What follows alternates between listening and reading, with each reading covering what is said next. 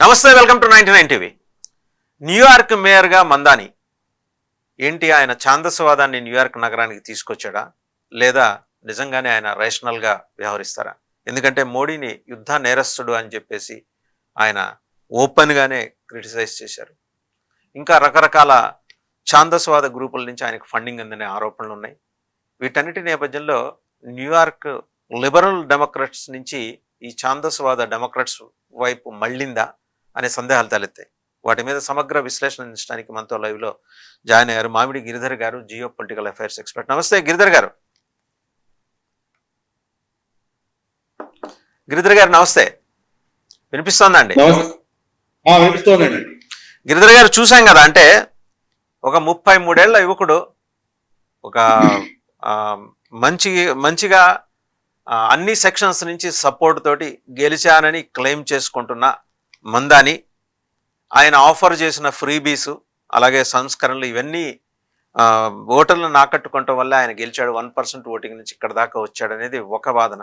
అయితే ఆయన మత ఛాందసవాదాన్ని తనతో పాటు న్యూయార్క్ నగరానికి మోసుకొచ్చాడనేది ఇంకో వాదన. ఏది నిజం సార్ ఇందులో? అంటే అఫ్ కోర్స్ ఏదైనా కానీ ఒక పర్టికులర్ ఎన్నిక గెలవాలి అంటే కనుక దానికి ఏదో ఒక బలమైనటువంటి కారణం, బలమైనటువంటి ఒక క్యాంపెయిన్ ఉండి తీరాలి. ఇక్కడ 2-3 అంశాలు ఉన్నాయి. ఒకటి, ఆయన మత ఛాందసము, ఆయన భావజాలాలు ఒక ఎత్తు అయితే, రెండవది ఆయన తీసుకున్నటువంటి ఈ ఎకనామిక్ ఆర్థిక పరమైనటువంటి ఆయన ఆఫర్ చేస్తున్నటువంటి ఏవైతే ఫ్రీబీస్ అంటున్నారో, ఉచితాలు అంటున్నారో, అది రెండవ భాగం. ఈ 2 భాగాల్ని ఆయన చాలా చాకచక్యంగా వాడుకోగలిగాడు. మొట్టమొదటిది మనం చూసామంటే మత ఛాందసం తీసుకున్నామంటే అతని పుస్తకాలు 2 గ్రంథాలు రాశాడు. ఆ 2 గ్రంథాల్లో కూడా ఆయన భావజాలం ఏంటో మనకు అర్థమవుతుంది. ఒక గ్రంథంలో ఆయన ఏం రాశాడంటే, మనకు రవాండాలో జరిగినటువంటి 90వ దశకంలో జరిగినటువంటి మారణకాండ, అక్కడ జరిగిన జెనోసైడ్ ఏదైతే ఉందో దాన్ని ఆయన వర్ణిస్తూ ఏం చెప్పాడంటే, హుతీలు టుట్సీలను చంపారు, లక్షలాది మంది చంపారు. దానిని కంపేర్ చేస్తూ ఇక్కడ 1947లో హిందువులు ముస్లింలను ఊచకోత కోశారు, ఇక్కడ వాళ్ళ మీద జెనోసైడ్ చేసినందువల్లనే పాకిస్తాన్ వచ్చింది అన్నటువంటి కంపారిజన్ తీసుకొచ్చే ప్రయత్నం చేసింది. టూట్సీలు హుతీలు అన్నది ఒక ఈ యూరోప్ తయారు చేసినటువంటి ఒక నెరేటివ్ లో వాళ్ళిద్దరు కొట్టుకుని వచ్చారు. టూట్సీలు అన్న వాళ్ళు బయట వాళ్ళు, హౌతీస్ అన్న వాళ్ళు లోకల్స్ అని ఒక నెరేటివ్ వాళ్ళు బిల్డ్ చేసేసరికి టూట్సీలని ఆమూలాగ్రంగా పెగిలించాలన్నటువంటి నెరేటివ్ వాళ్ళు తీసుకొచ్చారు. అది భారతదేశంలో వర్తించదు అసలు. ఎందుకంటే ఇక్కడ ఉన్నటువంటి ముస్లింలు కావచ్చు, హిందువులు కావచ్చు, వీళ్ళందరూ భారతీయులు. భారతీయులలో మతపరమైనటువంటి ఒక విభజన తీసుకొచ్చి దేశాన్ని విభజన చేశారు. కాబట్టి ఆ రెండింటికి సంబంధం లేనా దాన్ని లింక్ చేశాడు. 2, మహమ్మద్ అలీ జిన్నా చాలా సెక్యులరిస్ట్, ఒక సెక్యులర్ దేశాన్ని తయారు చేసేటువంటి ప్రయత్నం చేశాడు అని చెప్పి దాన్ని అభివర్ణించాడు. ఎందుకంటే ఆగస్ట్ 11వ తారీఖుని ఆయన ఇచ్చినటువంటి జిన్నా స్టేట్మెంట్ ఏదైతే ఉందో దాని ఆధారంగా అతను ఇచ్చినటువంటి ఈ స్టేట్మెంట్. కానీ అదే చిన్న ఎగ్జాక్ట్ గా సంవత్సరం ముందర 1946లో డైరెక్ట్ యాక్షన్ డే అని చెప్పి పిలుపునిచ్చి లక్షలాది మంది హిందువులను ఊచకోత కోసి స్త్రీలను మానభంగాలు చేసి ఒక విధమైనటువంటి మాతో మీరు కలిసి ఉంటే మేము ఇదే చేస్తాము అన్నటువంటి ఒక భయం సృష్టించడంతో ఇంకా పాకిస్తాన్ అనేది ఇంకా తప్పదు, ఇవ్వక తప్పదు అన్నటువంటి నిర్ణయం కాంగ్రెస్ నేతలు తీసుకొచ్చినటువంటి వ్యక్తి. అతన్ని సెక్యులర్ గా అభివర్ణించేటువంటి ప్రయత్నం చేశాడు. అలాగే మనం చూస్తే కనుక మోదీ గారు ఇక్కడ ముస్లింలని ఊచకోత కోసారు, అక్కడ జెనోసైడ్ చేశారు గుజరాత్ లో అంటూ నెరేటివ్ తీసుకొచ్చారు. సుప్రీంకోర్టు అంత విచారణ చేసిన తర్వాత అక్కడ ఇటువంటిది ఏం జరగలేదు, ఈయనకు దాంతో సంబంధం లేదు, ఈయన చాలా ప్రయత్నం చేశారు, ఆర్మీని పిలిచి ఆర్మీని వాడు డిప్లాయ్ చేయలేదు ఢిల్లీ నేతలు అప్పట్లో. ఇవన్నీ కూడా చాలా స్పష్టంగా ఉన్నాయి. ఆయన తీసుకోవాల్సిన యాక్షన్ తీసుకున్నారు. ఇన్ఫాక్ట్ ఆ ఫైరింగ్ లో చాలా మంది హిందువులు కూడా చనిపోయారు. ఈ అంశాలన్నీ సుప్రీంకోర్టు పరిగణన తీసుకొని నిర్ణయం ఇచ్చిన తర్వాత కూడా ఆ నెరేటివ్ ను ముందు తీసుకువెళ్ళేటువంటి ఇస్లామిక్ నెరేటివ్ ముందు తీసుకెళ్లే ప్రయత్నం చేశాడు. అలాగే జ్యూస్ కు సంబంధించి కూడా జెనోసైడ్ అక్కడ జరుగుతోంది, గాజాలో చంపేస్తున్నారు జ్యూస్ అన్న వాళ్ళు. ఇట్లా బెంజమిన్ నెతన్యాహు కనుక న్యూయార్క్ వస్తే కనుక నేను మేయర్ గా కనుక ఎన్నికైతే అతను అరెస్ట్ చేస్తాను అని చెప్పి బెదిరించడం. అంటే అతనికి నిజంగా మేయర్ కి అన్ని అధికారాలు ఉంటాయండి ఒక నగరం అంటే? మనకి తెలియదు, అంటే constitution differ from nation to nation కదా. అక్కడ వాళ్ళకి అన్న అపరిమితమైన ఎవరైనా వాళ్ళకి నచ్చిన వాళ్ళు వస్తే అరెస్ట్ చేసే అధికారాలు ఉంటాయా అమెరికాలో? అంటే డిప్లొమాటిక్ ఇమ్యూనిటీ ఉంటుంది వీళ్ళకి. డిప్లొమాటిక్ ఇమ్యూనిటీ ఉంటే కానీ వాళ్ళని ముట్టలేరు. ఫర్ ఇన్స్టెన్స్ ఈవెన్ మనకు ఇరానియన్ ప్రెసిడెంట్స్ కూడా చాలా మంది వచ్చారు. న్యూయార్క్ వచ్చి యుఎన్ హెడ్ క్వార్టర్స్ లో వాళ్ళు మాట్లాడిన ఉదంతాలు చాలా ఉన్నాయి మనకి. కాబట్టి మరి ఇరాన్కిను అమెరికాకి ఇద్దరికి పడదు, వాళ్ళిద్దరికి దౌత్య సంబంధాలు కూడా లేవు. మరి వాళ్ళు వచ్చారు కదా, వాళ్ళు వచ్చి మాట్లాడారు కదా వాళ్ళు, సో వాళ్ళని ఎవరు అరెస్ట్ చేయలేదు కదా. అందుకని డిప్లొమసీలో డిప్లొమాటిక్ ఇమ్యూనిటీ ఉంటుంది. బెంజమిన్ నెతన్యాహు ఒక దేశానికి ఎన్నుకోబడ్డటువంటి ప్రధానమంత్రి, అతని డిప్లొమాటిక్ ఇమ్యూనిటీ ఉంటుంది. కానీ అంటే జోరాన్ మమ్దాని అతన్ని అరెస్ట్ చేయలేకపోవచ్చు, కానీ అతని కాన్స్టిట్యూషన్ ఏం చెప్తున్నాడు అంటే నేను ఇస్లాంకి జ్యూస్ వ్యతిరేకము, నేను యాంటీ సెమెటిక్ అంటే ఈ యొక్క సెమెటిక్ మతం అయినటువంటి జుడాయిజం కి నేను వ్యతిరేకము అని ఓపెన్ గా చెప్పుకుంటున్నాడు. ఎందుకు? తనకు ఫండింగ్ వచ్చిందంతా కూడా చాలా మటుకు ఓపెన్ సోర్సెస్ నుంచి, గల్ఫ్ నుంచి చాలా ఫండింగ్ వచ్చింది. అమెరికాలో ఉన్నటువంటి ముస్లిం ఆర్గనైజేషన్స్ అతన్ని ఫండింగ్ చేశాయి. జార్జ్ సోరోస్ ఫండింగ్ చేశారు. జార్జ్ సోరోస్ కుమారుడి తోటి అతను ఉన్నటువంటి ఫోటోస్ కూడా వైరల్ అయినాయి. సో కాబట్టి అతని ఫండింగ్ సోర్సెస్ అన్ని కూడాను ఎక్కడి నుంచి వస్తున్నాయో దాని ఆధారంగానే అతని పాలిటిక్స్ కూడా మనం చూసాం. సో అందుకని ఇటువంటి నేరేటివ్ తీసుకొచ్చేసరికి ఆ ముస్లిం కాన్స్టిట్యుయెన్సీ కావచ్చు, లేదా ఆ మత ఛాందసం ఉన్నటువంటి కాన్స్టిట్యుయెన్సీ కావచ్చు, వాళ్ళందరూ సపోర్ట్. దౌర్భాగ్యమైన విషయం ఏంటంటే జుడాయిజము, సనాతన ధర్మం ఈ రెండే అన్ని అబ్రాహమిక్ మతాలకి టార్గెట్స్. అబ్రాహమిక్ మతాలు మొత్తం 4 ఉన్నాయి. 1 జుడాయిజం, 2 క్రిస్టియానిటీ, 3 ఇస్లాం, 4 కమ్యూనిజం కూడా ఒక విధమైనటువంటి మనకు అబ్రాహమిక్ మతమే. దాని ప్రేరణ కూడా బైబిల్ నుంచే వస్తుంది. కాబట్టి అది అఫ్కోర్స్ దాన్ని వేరే చర్చ పెట్టచ్చు మనం, అది అవునా కాదా అని మనం పెద్ద చర్చ దానికి ఉంది, దానికి అనేది ప్రూవ్ కూడా చేస్తాను, అది ఇబ్బంది లేదు. కానీ బట్ ఈ 4 మతాల్లో జుడాయిజం కన్వర్ట్ అవ్వలేదు. వాళ్ళ పాటికి మేము ఉంటాం, మా మతంలో మీరు కన్వర్ట్ అవ్వక్కర్లేదు, మేము ఇంకోటి మతంలో కన్వర్ట్ అవ్వము అని చెప్పి క్రిస్టియానిటీ అప్పుడు, తర్వాత ఇస్లాం అప్పుడు కూడా వాళ్ళు కన్వర్ట్ అవ్వలేదు. అఫ్ కోర్స్ ఫోర్స్ఫుల్ గా చాలా మందిని కన్వర్ట్ చేశారు, చంపారు, నరసంహారం చేశారు, వాళ్ళని దేశ బహిష్కరించారు, ఇవన్నీ జరిగాయి. కానీ చాలా సిగ్నిఫికెంట్ పార్ట్ కన్వర్ట్ అవ్వకుండా ఉన్నారు. అందుకని వాళ్ళ మతాలను, వాళ్ళ గ్రంథాల్లో వీళ్ళ వ్యతిరేకమైనటువంటి లిటరేచర్ మనం విపరీతంగా చూస్తాం. ఫర్ ఇన్స్టెన్స్ మనకు క్రిస్టియానిటీలో జీసస్ క్రైస్ట్ సిలువ వేయడానికి కారణం యోధులే అని చెప్పేసి ఒక విధమైనటువంటి వాళ్ళ మీద హేట్రెడ్ అనేది యూరోప్ లో చాలా కాలంగా ఉంది. వాళ్ళని చాలా పీడించారు, సతాయించారు. హిట్లర్ గురించి మనకు తెలుసు, కానీ హిట్లర్ కంటే ముందర అక్కడ ఉన్న దేశాలందరూ కూడా వాళ్ళని బాగా పీడించారు. వీళ్ళని దేశ బహిష్కరణ చేసి ఇరాక్, ఇరాన్, మెసోపొటేమియా, బాబిలోనియా కూడా పంపించారు. 2000 సంవత్సరాల వరకు వాళ్ళు ప్రతిసారి వాళ్ళ మనకు ఉగాది లాంటిది, న్యూ ఇయర్స్ డే రోజు వాళ్ళు నెక్స్ట్ ఇయర్ ఇన్ జెరూసలేం అని చెప్పుకునేవాళ్ళు. ఫైనల్ గా వాళ్ళకి ఇప్పుడు ఇజ్రాయెల్ అనే దేశం వచ్చింది. కాబట్టి ఆ దేశం వాళ్ళకి ఉండడానికి వీల్లేదు అన్నటువంటి భావం ఇస్లాంని నమ్మే వాళ్ళకి ఉంది, క్రిస్టియానిటీ నమ్మే వాళ్ళకి కూడా ఉంది. ఇస్లాంలో చాలా ఎక్స్ప్లిసిట్ గా వాళ్ళ ఖురాన్, హదీస్ లో ఏం రాస్తుందంటే రాయి వెనకాల గాని, చెట్టు వెనకాల గాని ఒక యోధుడు జ్యూ దాచిపెట్టుకుంటే ఆ రాయి, చెట్టు నోరు తెరిచి ఎలుగెత్తి అరుస్తాయి, నా వెనకాల ఒక జ్యూ ఉన్నాడు, వచ్చి చంపు అని చెప్పి ముస్లింస్ కి చెప్తాయని చెప్పి వాళ్ళ గ్రంథాల్లో రాస్తుంది. అంత హేట్రెడ్ ఉంది దాన్ని. కాబట్టి దాని దృష్ట్యా ఈ 2 మతాలు కూడా వాళ్ళని హేట్ చేస్తాయి. అలాగే 3వ అబ్రహామిక్ మతం నేను చెప్పాను కదా, కమ్యూనిజం, వాళ్ళు కూడా సోకాల్డ్ లిబరల్ అన్న వాళ్ళు కితాబిచ్చుకుని వాళ్ళు సాంస్కృతిక పరమైన దేశాలను సర్వనాశనం చేయాలి, దాన్ని నాశనం చేస్తేనే కొత్త శకము, కొత్త యుగము, కొత్త సమాజం పుట్టుకొస్తుంది అన్నటువంటి భావజాలం. అందుకనే మనం కమ్యూనిజం ఉన్న దేశాలు ఎక్కడ చూసినా వాళ్ళ సంస్కృతిని ధ్వంసం చేస్తున్నారు. చైనాలో కూడా అప్పుడున్నటువంటి బౌద్ధము, టావోయిజము, షింటోయిజము, కన్ఫ్యూషనిజం వీళ్ళన్నింటినీ కూడా వాళ్ళు ధ్వంసం చేసుకుంటూ వాళ్ళ సంస్కృతిని ధ్వంసం చేశారు. ఇప్పుడు కల్చరల్ రెవల్యూషన్ చేశారు. కాబట్టి ఈ 3 మతాలు వీళ్ళకి వ్యతిరేకంగా ఉన్నటువంటి భావజాలం రాసి పోసుకొని పుట్టినటువంటి వ్యక్తి జోహరాన్ మమ్దాని. ఈ 3 భావాలు అంటే మనకు కనిపిస్తాయి. హిందువుల పట్ల కావచ్చు, మనకు జ్యూస్ పట్ల కావచ్చు, వీళ్ళిద్దరి మధ్య హేట్రెడే కాదు, అల్ట్రా లెఫ్ట్ భావజాలం ఉన్నటువంటి వ్యక్తి.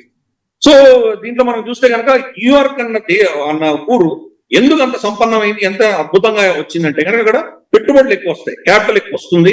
కష్టపడి మీరు కనుక ఇన్వెస్ట్ చేసి దాన్ని బిజినెస్ చేయగలిగితే మీరు కోటీశ్వర్లు అవ్వచ్చు, బిలియనర్స్ అవ్వచ్చు. అక్కడ బాగా సంపద వచ్చింది అక్కడ. కాబట్టి అక్కడ రియల్ ఎస్టేట్ కూడా చాలా ఎక్స్పెన్సివ్. ప్రపంచంలోనే one of the costliest real estate మనకు న్యూయార్క్ లో ఉంది. ఎక్కువ మంది బిలియనర్లు కూడా అక్కడే ఉన్నారు కదా సార్. ఇంకో ప్రశ్న, స్ట్రాటజిక్ డిప్లాయ్మెంటా సార్ ఇది? అంటే అతన్ని డెమోక్రాట్స్ స్ట్రాటజిక్ గా డిప్లాయ్ చేశారా? అంటే నేను అలా అనుకోను. ఎందుకంటే డెమోక్రాట్స్ వాళ్ళకి కావాల్సింది కుమావు కావాలి. కుమావు ఓడిపోయాడు మనకు ప్రైమరీస్ లో ఓడిపోయాడు. ఓడిపోతే ఇండిపెండెంట్ గా కంటెస్ట్ చేశాడు. రిపబ్లికన్ క్యాండిడేట్ ఉన్నా కానీ కూడా డొనాల్డ్ ట్రంప్ కుమావుని ఎండోర్స్ చేసి అయినా కుమావు ఓడిపోయాడు, ఇతను గెలిచాడు. కాబట్టి ఇది డెమోక్రాట్స్ కు కూడా విరుద్ధంగా గెలిచాడు. ఆ విషయం మనం అర్థం చేసుకోవాలి. డెమోక్రాట్స్ మనం జనరల్ గా గత కొన్ని 2-3 దశకాలుగా చూసినటువంటి ప్రెసిడెంట్స్ కానీ లీడర్షిప్ కానీ మనం చూసామంటే మనకు ఒబామా కావచ్చు, క్లింటన్స్ కావచ్చు, హిలరీ క్లింటన్ కానీ, బిల్ క్లింటన్ కానీ, లేదా మనకు జో బైడెన్ కానీ, లేదా ఇప్పుడున్నటువంటి గెవిన్ న్యూసమ్ మన కాలిఫోర్నియా గవర్నర్ కానీ, లేదా నాన్సీ పెలోసి ఆవిడ ఇప్పుడే రిటైర్ అయ్యారు. సో వీళ్ళందరూ కూడా ఏంటంటే మోడరేట్స్, ఏది ఎక్స్ట్రీమ్ స్టాండ్ తీసుకోరు, కొద్దిగా లెఫ్ట్ ఆఫ్ సెంటర్ ఉంటారు, సెంట్రలిస్ట్ గా కానీ కొద్దిగా లెఫ్ట్ ఆఫ్ సెంటర్ ఉంటారు. అది కాకుండా డెమోక్రాట్ పార్టీలో అల్ట్రా లెఫ్ట్ ఆ భావజాలం ఉన్నటువంటి వాళ్ళు కొంతమంది ఉన్నారు. ఫర్ ఇన్స్టెన్స్ అలెగ్జాండ్రా కోర్టస్ అంటారు, ఆవిడని ఏఓసి అని పిలుస్తారు, ఆవిడ కానీ, లేదా ఇల్హాన్ ఒమర్ కానీ, లేదా మనకు బర్నీ శాండర్స్ వెర్మాంట్ కాంగ్రెస్ మెన్ అతను, వీళ్ళు అల్ట్రా లెఫ్టిస్ట్ భావజాలం ఉన్నటువంటి వాళ్ళు. అంటే ధనవంతులు, పెట్టుబడిదారులు, క్యాపిటలిస్ట్ ఎవరైతే ఉన్నారో వాళ్ళ మీద విపరీతమైన ట్యాక్స్ భారాలు మోపాలి, ఆ పైసలతోటి సమాజంలో పేదరికానికి మనం పంచిపెట్టాలి అన్నటువంటి కమ్యూనిస్ట్ భావజాలం వీళ్ళు అందరూ కూడా రన్ చేస్తారు. జోరాన్ మమ్దాని అదే పంతాలో అతను వెళ్ళాడు. కాబట్టి డెమోక్రాట్ పార్టీ లోపలే ఈరోజు మనం వర్టికల్ చీలిక చూస్తున్నాం. ఈ మోడరేట్స్ సెంటర్ లో ఉన్నటువంటి వాళ్ళందరూ ఓడిపోతున్నారు, వాళ్ళకి విలువ లేకుండా ఎవరు వాళ్ళకి ఓటేయడానికి సిద్ధంగా లేదు. అల్ట్రా లెఫ్ట్ వింగ్ భావజాలం ఉన్నటువంటి వ్యక్తులకి ఈరోజు సపోర్ట్ వస్తుంది. అది అక్కడ జరుగుతున్నటువంటి మేజర్ ప్రాబ్లం. చాలా మంది దీన్ని డొనాల్డ్ ట్రంప్ యొక్క వైఫల్యం కింద వాళ్ళు చిత్రీకరిస్తున్నారు, కానీ న్యూయార్క్ ఎలక్షన్ లో ఎక్కడ కూడా రిపబ్లిక్ పార్టీ ఎక్కడ కూడా కనుచూపు మేరలో కూడా లేదు. కాబట్టి ఇంకొక వర్షన్ కదా సార్, 26 మంది బిలియనీర్లు 200 కోట్ల రూపాయలు ఖర్చు పెట్టినా సరే జోరాన్ మందాని గెలిచాడు, ప్రజలందరూ ఆయన వైపే నుంచున్నారు, ఈ డబ్బంతా జ్యూస్ పంపించిన డబ్బంతా కూడా వేస్ట్ అయిపోయిందని ఇంకో వర్షన్ కూడా ఉంది. అంటే మనకు ఈ ఫాల్ట్ లైన్స్ అన్ని మన డెమోక్రసీలోనే ఉంది. డెమోక్రసీలో పరిస్థితి ఏంటంటే, ఇది ఇప్పుడు ఉన్నటువంటి డెమోక్రసీని వాళ్ళు కన్సీవ్ చేసినప్పుడు ఇక్కడ యూకేలో పుట్టింది, ఇది అమెరికాలో ఉన్నది కూడా దాంట్లోనే పార్లమెంటరీ సిస్టమ్ నుంచి వాళ్ళు ప్రెసిడెన్షియల్ సిస్టమ్ కొద్దిగా మార్చుకున్నారు. More or less 1 person 1 vote అనే కాన్సెప్ట్స్ బ్రిటన్ నుంచి వచ్చాయి. బ్రిటన్ సమాజం అప్పుడు ఎలా ఉండిందంటే, వాళ్ళు బ్రిటిష్ సామ్రాజ్యం ఉన్నప్పుడు అంతకంటే ముందర కూడా వాళ్ళ దేశంలో ఏ కాన్స్టిట్యుయెన్సీకి వెళ్ళినా కానీ కూడా అందరూ తెల్లవాళ్లే, ఆర్ 99.99% తెల్లవాళ్లే. ఇప్పుడు ఆఫ్ కోర్స్ ఒక డెమోగ్రఫీ మారినప్పుడు కాదు కదా, అందరూ తెల్లవాళ్లే. 2 అందరూ ఆంగ్లో సాక్సన్ జాతి నుంచి వచ్చిన వాళ్లే. 3 అందరూ ప్రొటెస్టెంట్స్. అక్కడ క్యాథలిక్స్ చాలా తక్కువ, అంటే less than 5% ఉంటారు అక్కడ. వాళ్ళు కూడా నార్దర్న్ ఐర్లాండ్ ప్రొటెస్టెంట్, మిగతా ఐర్లాండ్ అంతా కూడా క్యాథలిక్ ఉండింది. అందుకనే నార్దర్న్ ఐర్లాండ్ ప్రొటెస్టెంట్ కాబట్టి వీళ్ళు పెట్టుకున్నారు. సో ఎక్కడ పోయినా ప్రతి కాన్స్టిట్యూషన్ అందరూ కామన్ గా ఉంటారు. కాబట్టి ఒకరికి ఒక ఓటు ఎక్కువ వచ్చి వాడు గెలిచాడు, ఇంకోటి ఓటు తక్కువ వస్తే ఓడిపోయాడు అన్నటువంటి కాన్సెప్ట్ పనిచేసింది. కానీ వైవిధ్యం ఉన్న సమాజాలు మనకు తెల్లవాళ్ళు, నల్లవాళ్ళు, హిస్పానిక్స్, ఏషియన్స్, ఇలా లాటినోస్, ఇలా చాలా మంది ఉన్నటువంటి అమెరికన్ సొసైటీ కావచ్చు, మనకు భాషలు ఏ ఒక్క పట్టణం కూడా 100% ఏదేం చెప్పలేము. మనకు హైదరాబాద్ ఉందంటే కనుక పెద్ద కాస్మోపాలిటన్, దాని ఈశాన్య రాష్ట్రాల నుంచి వచ్చిన వాళ్ళు ఉన్నారు, మహారాష్ట్రన్స్ ఉన్నారు, కన్నడిగాస్ ఉన్నారు, తమిళియన్స్ ఉన్నారు, నార్త్ ఇండియా నుంచి వచ్చిన వాళ్ళు ఉన్నారు, బిహారీలు ఉన్నారు, మనకు ఎక్కడి నుంచో ఎప్పుడో వలస వచ్చినటువంటి లంబాడీలు ఉన్నారు. ఎంతో వైవిధ్యం ఉన్నటువంటి ప్రాంతాలు మనకు. అక్కడ ఒక పర్సన్ ఒకడికి ఒక ఓటు ఎక్కువ వచ్చింది వాడు గెలిచాడు, ఒక ఓటు తక్కువ వచ్చింది ఓడిపోయాడు అన్నటువంటి డెమోక్రసీ ఇట్లా పనిచేయాలి ఇట్లాంటి దేశాలు. కానీ అప్పుడు ఎప్పుడో చేసిన అలాగే కంటిన్యూ చేస్తున్నాం. అప్పుడు ఏమవుతుందంటే ఓట్ల కోసం ఈ ఓటు బ్యాంక్ రాజకీయాలు మొదలవుతాయి. సో సంపద సంపాదించి ట్యాక్సులు కట్టే వాడికి యాక్చువల్ గా వాడికి ఓటు వినేవాడి రోజు లేడు. ఎందుకంటే ఓట్లు ఎవరేస్తున్నారో వాళ్ళకే వీళ్ళందరూ కూడా ఊడిగం చేస్తున్నారు. మొత్తం పొలిటికల్ సిస్టమ్ అంతా న్యూయార్క్ కూడా అదే చూస్తున్నాం. ఈ ఇల్లీగల్ ఇమిగ్రెంట్స్ ఎవరైతే వచ్చారో, ఎస్పెషల్లీ మనకు ఒబామా 2 టర్మ్స్, తర్వాత ఒబామా 3వ టర్మ్, నేను దాన్ని జో బైడెన్ టర్మ్ కింద పరిగణించను, అది ఒబామా 3వ టర్మ్ కింద పరిగణిస్తాను. ఈ 3 టర్మ్స్ ఒబామాలో కూడా మనం చూసాము ఇల్లీగల్ ఇమిగ్రెంట్స్ విపరీతంగా రావడంతో ఈ బ్లూ స్టేట్స్ ఏవైతే ఉన్నాయో, ఈస్ట్ కోస్ట్ కావచ్చు, వెస్ట్ కోస్ట్ కావచ్చు, వీళ్ళు ఇక్కడే ఎక్కువ శాతం సెటిల్ అయిపోయారు. న్యూయార్క్ లో డెమోగ్రాఫిక్ చేంజ్ వచ్చేసి ఒక్క దమ్మిడికి పనికిరారు వాళ్ళు. తాగుబోతులు, డ్రగ్ అడిక్ట్స్, ఇలా ఉన్నటువంటి వాళ్ళు వాళ్ళ వీధులన్నీ చూసామంటే అసలు న్యూయార్క్ వీధులు అంటే భయం వేస్తుంది, అలా తయారయ్యాయి వీధులన్నీ కూడా. సో వాళ్ళు వీళ్ళకి ఓట్ బ్యాంక్ గా తయారయ్యారు. కాబట్టి అక్కడ డెమోక్రాట్స్ తప్ప ఇంకెవరు గెలవలేరు. ఇప్పుడు జరిగిన ఎలక్షన్ అనేది డెమోక్రాట్ వర్సెస్ డెమోక్రాట్. రిపబ్లికన్స్ కానీ డొనాల్డ్ ట్రంప్ కానీ ఎక్కడ పిక్చర్ లోనే లేరు అక్కడ. డెమోక్రాట్ కుమార్ కూడా డెమోక్రాట్. సో అందుకని అక్కడ జరుగుతోంది ఈ డెమోక్రాటిక్ షిఫ్ట్ అవుతుంది. క్రమేపీ ఇల్లీగల్స్ రావడము, తర్వాత ఈ ముస్లిం కన్సాలిడేషన్ అవ్వడం, అక్కడ మనకు ముస్లిం నార్త్ అమెరికా ముస్లిం బాడీస్ కేర్ అని చెప్పేసి ఇటువంటి చాలా ఉంది. అంటే వాళ్ళు సే లైక్ దిస్ అండి, ఇస్లామైజ్ కాబోతోందా న్యూయార్క్? అంటే ఎప్పుడో ఒకప్పుడు అవ్వక తప్పదు. అది చాలా సమయం పట్టచ్చు, బహుశా కొన్ని దశకాలు పట్టచ్చు. కానీ వాళ్ళు ఇస్లామిక్ ముస్లిం సమాజం చాలా స్మార్ట్ గా ప్రవర్తిస్తున్నారు. వాళ్ళ ఓట్ కన్సాలిడేట్ గా పడుతుంది. ప్లస్ వాళ్ళు ఏం చేస్తున్నారంటే ఈ ఫ్రీ బీస్ వాడుకుంటున్నారు. సో ఈ రెండు అంశాలు, ఒకటి ముస్లిం సమాజం చీలట. ముస్లిం సమాజం ఇప్పుడు 20% ఉన్నారంటే కనుక 17-18% ఓట్లు ఏకపక్షంగా ఒక పార్టీకి పడతాయి. రెండు, మిగతా నాన్ ముస్లిం సమాజంలో చీలిక తీసుకురావడానికి పేదరికం ఉన్న వాళ్ళు, సంపన్నులు అన్నటువంటి డివిజన్ తీసుకొస్తున్నారు. సో ఈ రెండు అస్త్రాలు వాడు వాడేసరికి వాళ్ళు గెలుపని చూస్తున్నారు. లండన్ లో అదే పరిస్థితి. సాదిక్ ఖాన్ పెద్ద పెద్ద సంపన్నమైనటువంటి ఈ దేశాలలో, పెద్ద సంపద ఉన్నటువంటి పట్టణాలలో మనకు సమాజ అసమానతలు ఏవైతే ఉన్నాయో దాన్ని ఎక్స్ప్లాయిట్ చేసుకుంటారు.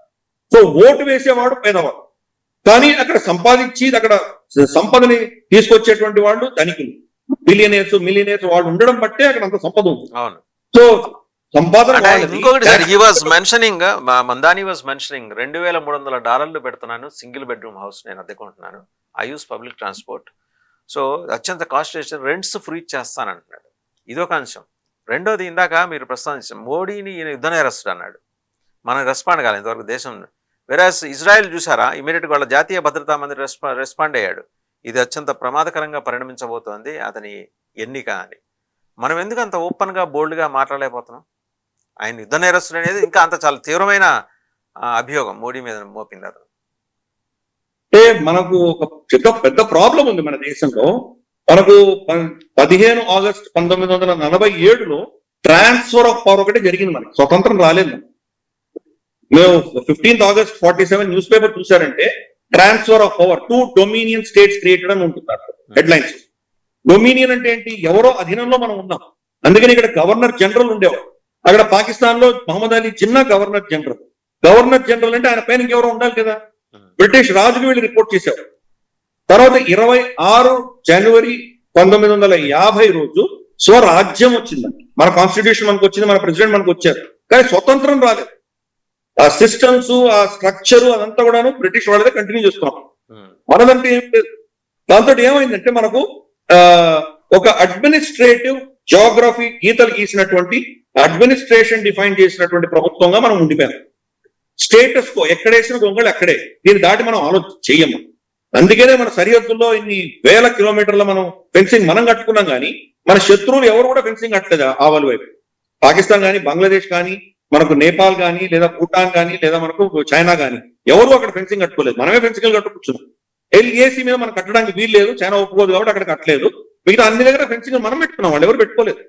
ఎందుకంటే మన జాగ్రఫిక్ డిఫైన్డ్ దేశంగా మన కాన్స్టిట్యూషన్ ని బ్రిటిష్ వాళ్ళు ఇచ్చి వెళ్ళారు. అది మనకు ఉన్నటువంటి ప్రాబ్లం. అందుకని ఎక్కడేసిన గొంగళి అక్కడే. అంతకు మించి మనం ఆలోచన చెయ్యం.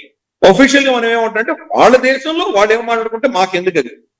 ఆ ప్రభుత్వం, అమెరికన్ ప్రభుత్వం మా వ్యతిరేకంగా రిజిస్టర్ అవర్ ప్రొటెస్ట్ కదండి. వాళ్ళు రకరకాలు మాట్లాడు. ఇప్పుడు దేశ ప్రధానమంత్రిని పట్టుకుని అతను ఇప్పుడు వాళ్ళ బాధ్యత గల, ఎన్నిక కాకముందు అతను వేరు, కేవలం ఒక ర్యాప్ సింగర్. ఇవాళ అతను మేయర్. అది కూడా ప్రధానమైన ఫైనాన్షియల్ క్యాపిటల్ ఆఫ్ యుఎస్ అని మనం చెప్పచ్చు. అతను ఏదో రకరకాల ఫ్రీబీస్తో గెలిచి ఉండొచ్చు కాక, రకరకాల ఫ్యాక్టర్స్ పనిచేసి ఉండొచ్చు కాక. బట్ ఇజ్రాయెల్ చూడండి, ఇమ్మీడియట్గా రెస్పాండ్ అయింది. చిన్న దేశం, మనకన్నా చిన్న దేశం. అదే చెప్తున్నాం కదా, అది ఒక సెక్యూరిటీ స్టేట్ ఇజ్రాయెల్ అనేది. ఎందుకంటే వాళ్ళు ప్రతిసారి యుద్ధం చేసి గెలవాల్సి, ప్రతి యుద్ధం వాళ్ళు గెలవాలి. ఒక్క యుద్ధం ఓడిపోయినా ఇజ్రాయెల్ అన్న దేశం ఉండదు. ప్రపంచం కాబట్టి వాళ్ళకి ఆప్షన్ లేదు. వాళ్ళు అందుకే అలా యుద్ధం చేయక తప్పదు. వాళ్ళు మనకు అలాగా, మనం ఎక్కడేసిన గొంగళి అక్కడే. ఒక పెద్ద ఏనుగు లాంటి వాళ్ళు దున్నపోతు పడుకుంటుంది, ఏదో వర్షం పడేది ఏం పట్టించుకోదు, దాని పడికి తింటుంటుంది. ఆ టైప్ మనం కదలం మనం. కాబట్టి మన అఫీషియల్ స్టాండ్ ఏంటంటే జోరాన్ మమ్దానికి ఎటువంటి ఆఫీషియల్ పొజిషన్ లేదు. న్యూయార్క్ మేయర్ గా గెలిచాడు, కానీ ఇంకా న్యూయార్క్ మేయర్ గా ప్రమాణం కూడా చేయలేదు. అక్కడ ప్రైవేట్ వ్యక్తి, ప్రస్తుతానికి ప్రైవేట్ వ్యక్తులు ఏదో మాట్లాడుకుంటారు, దాన్ని మేమేమి స్పందించాలి. అమెరికా ప్రభుత్వం మా మీద ఏమనంటే దాన్ని మేము చూస్తాం, అప్పుడు స్పందిస్తాం. ఇప్పుడు ఫర్ ఇన్స్టెన్స్ డొనాల్డ్ ట్రంప్ యుద్ధం మేమే ఆపామని చెప్పాడు కాబట్టి పార్లమెంట్ లో మోదీ గారు ఏ దేశ ప్రమేయం లేదు అంటూ ఆయన స్టేట్మెంట్ ఇచ్చారు. జేడీ వాన్స్ ఫోన్ చేశారు అని చెప్పారు. ఆయన ఏం చెప్పారో మనం విన్నాం. సో వాళ్ళ ప్రభుత్వం ఏదైనా ప్రభుత్వ పరంగా ఏమైనా స్టేట్మెంట్ ఇస్తే మనం ఏమైనా స్పందిస్తామేమో, కానీ ప్రభుత్వం కానప్పుడు మనం వాళ్ళు ఏం మాట్లాడినా మనం స్పందించాం. ఇది మనకు ఉన్నటువంటి ఒక మౌలికమైనటువంటి ప్రాబ్లం. ఇది చాలా అంశాల్లో మనం ఈ స్టేటస్ కో నన్ను ముట్టకు నామాలు కాకి అన్నటువంటి అభిప్రాయం మనం చాలా చూస్తాం. ఫర్ ఇన్స్టెన్స్ పిఓజేకేలో ప్రొటెస్ట్లు అవుతున్నాయి, జెన్సీలు ప్రొటెస్ట్ చేస్తున్నారు, చాలా గొడవలు అవుతున్నాయి. మరి ఆ భూభాగం మనదే, మాదే, మేము ఎప్పుడైనా తీసుకుంటాం, దాని మీద రక్తం చిందిస్తామని పార్లమెంట్ లో చెప్తున్నప్పుడు మరి అక్కడ ఈ గొడవలు అవుతుంటే కనుక మరి దానికి స్పందించాల్సిన అవసరం లేదా? స్టేట్మెంట్ ఇవ్వాలి కదా. వాళ్ళ మీద అత్యాచారాలు చేస్తోంది పాకిస్తాన్, వాళ్ళు మా పౌరులు, టెక్నికల్ గా వాళ్ళ మీద అత్యాచారం చేస్తున్నందుకు మేము ఖండిస్తున్నామనో, ఇది చేయడానికి వీలేదు, ఆపమనో ఏదో మన దగ్గర స్టేట్మెంట్ రావాలి కదా, రాదు. అందుకని చెప్తున్నా కదా, మనం ఒక అడ్మినిస్ట్రేటివ్ దేశంగా మనం తయారయ్యాము. అందుకని ఈ సాంస్కృతిక పరమైన విషయాలు, నేరేటివ్ ఇష్యూస్ లో మనం స్పందించాము. ఇది మన వీక్నెస్, మన దేశంలో ఉన్నటువంటి వీక్నెస్. మీరు చెప్పింది కరెక్ట్, మనం స్పందించి తీరాలి. చాలా టఫ్ స్టాండ్ మనం తీసుకోవాలి. రేపటి రోజు మోదీ గారు అక్కడికి వెళ్తే నేను అరెస్ట్ చేస్తాను అన్నా మనం ఆశ్చర్యపడక్కర్లేదు. రేపు ఆయన వస్తారు ఏదో పని మీద, ఎందుకంటే ఆయన మాతృమూర్తి భారతీయ మూలాలు ఉన్న మీరా నాయర్ గారు ఏదో పని మీద ఇండియా వస్తాడు, మనం అరెస్ట్ చేస్తామా? అంటే మనం ఆఫ్ కోర్స్ మనం అట్లాంటి పిచ్చి పనులు మనం చేయం మనం. కానీ పిచ్చోడికి కొబ్బరి చెప్పేస్తే ఏమవుతుందో మనం చూసాం. కేజ్రీవాల్ ఏం చేశాడు చూసాం. కేజ్రీవాల్ దగ్గర పోలీస్ లేదు ఢిల్లీలో, కానీ పంజాబ్ గెలిచాక పంజాబ్ పోలీసులు వాడుకొని ఢిల్లీలో తన శత్రువులందరినీ అరెస్ట్ చేసుకుంటూ పోయాడు. ఎక్కడెక్కడో వెళ్ళి బెంగాల్లో వెళ్ళి అక్కడెక్కడ పోయి అరెస్ట్ చేశాడు. అసలు పంజాబ్ లో కేసులే లేవు, అయినా పంజాబ్ పోలీసులు వాడుకున్నాడు. సో అటువంటి వ్యక్తే జోరాన్ మమ్దా. జోరాన్ మమ్దానికి అధికారాన్ని ఎట్లా దుర్వినియోగం చేస్తాడో మనకు తెలియదు. సో అది మరి ఆ దేశం నిర్ణయించుకోవాలి ఎటువంటి వ్యక్తులని. వాళ్ళకి ఫ్రీబీస్ రావాలి, ఎందుకంటే ఓటు వేసిన వాళ్ళందరూ కూడాను వాళ్ళ ఎకనామిక్ ఇండెక్స్ చాలా తక్కువ స్థాయిలో ఉన్నటువంటి వ్యక్తులే ఓట్లు వేశారు. ఎందుకంటే ఈ ఫ్రీబీస్ అని ఇవ్వడం వల్ల రెంట్, ఇందాక మీరు చెప్పారు రెంటల్ ఫ్రీ. అక్కడ ఇంత సంపాదించుకొని ఏదో $500 billion $1 billion వర్త్ నేను ఇల్లు కొనుక్కుంటే నాకు $2,500 నేను ఎందుకు ఇచ్చుకుంటాను రెంట్ దాన్ని? నాకు నెలకు $1 million, సంవత్సరానికి $1 million $5 million ఇచ్చేవాడికి నేను రెంట్ ఇచ్చుకుంటాను. కానీ రెంట్ కంట్రోల్ పెట్టి దాన్ని తగ్గిస్తాను అంటే కనుక ఎందుకు పనికిరాని విధవా, వాడికి చేతగాని విధవా వాడికి తీసుకొచ్చి నేను ఇల్లు ఎందుకు ఇస్తాను నేను? సో ఏదో సిరియన్ రెఫ్యూజీనో, పాకిస్తానీ రెఫ్యూజీయో, ఆఫ్ఘనిస్తాన్ రెఫ్యూజీయో, వెనెజుయేలా నుంచో, కొలంబియా నుంచి వచ్చిన డ్రగ్ అడిక్ట్స్ నో వాళ్ళకి నేను ఎందుకు ఇవ్వాలి నా ఇంటిని? సో అంటే తెల్లవాళ్ల దగ్గర నుంచి పైసలు వసూలు చేసి వాళ్ళ మీద, వాళ్ళ ఆస్తుల మీద రెంట్లని కంట్రోల్ చేసి అవన్నీ తీసుకెళ్లి ఉచితాలు ఇచ్చేటువంటి ఒక భయంకరమైనటువంటి లెఫ్టిస్ట్ అజెండా తీసుకొని వచ్చాడు. అంటే ఒక విధంగా చెప్పాలంటే జిజియా ట్యాక్స్ వేస్తున్నాడు. తెల్లవాళ్ళ మీద జిజియా ట్యాక్స్ వేసి వీళ్ళకి ఇచ్చేటువంటి ఒక స్కీమ్ తయారు చేశాడు. So good luck to them. అటువంటి వ్యక్తిని ఎన్నుకున్నారు వాళ్ళు. ఎందుకంటే మనకు గొర్రె కషాయం అనే నమ్ముతుంది. అన్ఫార్చునేట్. సో మన వాళ్ళు కూడా అక్కడ ఉన్న హిందువులు కూడా ఎంత మూర్ఖులో, ఎంతటి దౌర్భాగ్య పరిస్థితుల్లో ఉన్నారో చూసాం మనం. ఇతను గుడికి వెళ్ళాడు, గుడికి వెళ్తే హిందూస్వర్ మందాని అని పెట్టి అతనికి దండలేసి కలశాలు ఇచ్చి తర్వాత అతనికి మనకు శాలువాలు కప్పి గుడిలోకి తీసుకెళ్ళాడు. అతని చెప్పులు కూడా, షూస్ కూడా ఇప్పకుండా గుడిలోకి వచ్చాడు. మరి అటువంటి వ్యక్తిని వీళ్ళు ఎందుకు రానిచ్చారు లోపలికి? గుడికి కనీసం బయట షూస్ అయినా వదిలిచ్చిండొచ్చు కదా. అటువంటి వ్యక్తిని వీళ్ళు బందిమాలుగా పలకడం. అక్కడ ఉన్న హిందువులు మనం లార్జ్, నేను అందరూ అని నేను అన్నాను, ఎందుకంటే ఏ సమాజం కూడా 100% ఒకటే స్థాయిలో ఉండదు. అక్కడ జాతీయ భావాలు ఉన్నటువంటి వాళ్ళు, హైందవ ధర్మాన్ని గౌరవించేటువంటి వాళ్ళు చాలా మంది ఉన్నారు. కానీ ఒక సంతతి ఉంది అక్కడ, హిందూ సంతతి. వాళ్ళు సెల్ఫీలు కావాలి వాళ్ళకి. వీళ్ళతో సెల్ఫీలు తీసుకుని వాళ్ళ ఫేస్బుక్ లో వేసుకుంటే వాళ్ళకి ఏదో చాలా జీవితం ధన్యమైపోయినట్టు ఫీల్ అవుతుంది. వీళ్ళు డిన్నర్లకి, పార్టీలకి, ఫండ్ రైజింగ్ కోసం పైసలు పెట్టి పిలిస్తే $1,000 పెట్టి ఖర్చు పెట్టిపోయేవాళ్ళు మన వాళ్ళే. వాళ్ళతో సెల్ఫీ తీసుకుంటేనే వీళ్ళు చేయి ముట్టుకుంటేనే పవిత్రం అయిపోయిన లెవెల్ ఫీల్ అయ్యేవాళ్ళు మన వాళ్ళు చాలా మంది ఉన్నారు. అదే పరిస్థితి ఈవెన్ జ్యూస్ లో కూడా ఉన్నారు. 12% ఓటర్స్ ఈ రోజు న్యూయార్క్ లో జ్యూస్ ఉన్నారు. వాళ్ళలో సిగ్నిఫికెంట్ 40-50% ఈ రోజు మందానికి ఓటేశారు. జ్యూస్ ఫర్ మందాని అని చెప్పి బ్యానర్లు పెట్టుకుని వాళ్ళు వెళ్ళారు. నేను ఇందాక చెప్పాను కదా, గొర్రె కసావాణ్ణి నమ్ముతుంది. అదే పరిస్థితి. అతను ఇజ్రాయెల్ అనే దేశమే ఉండకూడదు అన్నటువంటి వ్యక్తి ఇంతిఫాదా రావాలి అని చెప్పేసి కొంతమంది అంటున్నారు. ప్రపంచవ్యాప్తంగా ఇంతిఫాదా ఉండాలి అని అంటున్నారు. దాన్ని మీరు ఖండిస్తారా అని ఎవరో అడిగారు. దానికి స్పందించలేదు. అంటే టాసిట్ గా అవును రావాలన్నట్టు దిశగానే ఆయన దాన్ని ఖండించలేదు, తను వదిలేశాడు. కాబట్టి అటువంటి ఎక్స్ట్రీమ్ యాంటీ సెమిటిజం భావన ఉన్నటువంటి వ్యక్తి ఈ రోజు పవర్ లోకి వచ్చాడంటే ఏమవుతున్నాడో అర్థం చేసుకోవచ్చు. రైట్ గిరిధర్ గారు, థ్యాంక్ యూ వెరీ మచ్. అంటే చాలా విస్తారంగా వివరించారు, సమగ్రంగా విశ్లేషించారు. మందాని మోసుకొచ్చిన మత ఛాందస్వాదం ఎలాంటి విపరిణామాలకు దారితీస్తోంది న్యూయార్క్ లో అనేది సమగ్రంగా చెప్పారు. మళ్ళీ ఇంకో ఎపిసోడ్ లో మరో ఆసక్తికరమైన కలుసుకుందాం. Thank you very much sir.